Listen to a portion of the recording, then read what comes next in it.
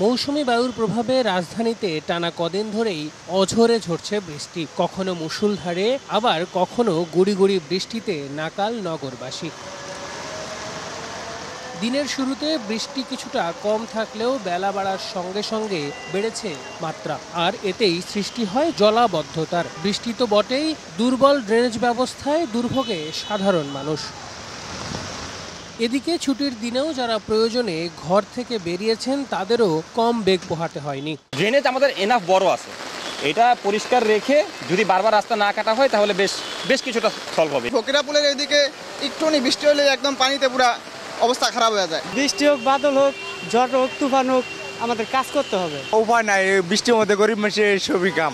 আবহাওয়ার পূর্বাভাস বলছে এমন বৃষ্টি রাজধানীতে আগামী 24 ঘন্টা অব্যাহত থাকলেও পুরোপুরি বৃষ্টি কমতে অপেক্ষা করতে হবে আরও অন্তত 6 দিন।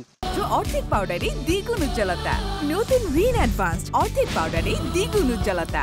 পাহাড়ি এলাকায় ভূমিধসের সম্ভাবনা রয়েছে চট্টগ্রাম বিভাগে।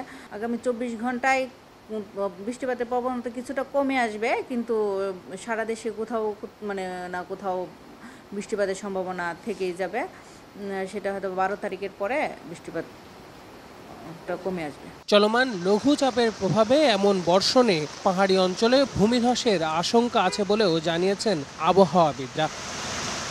আল আমিন তুষার, সময় সংবাদ, ঢাকা।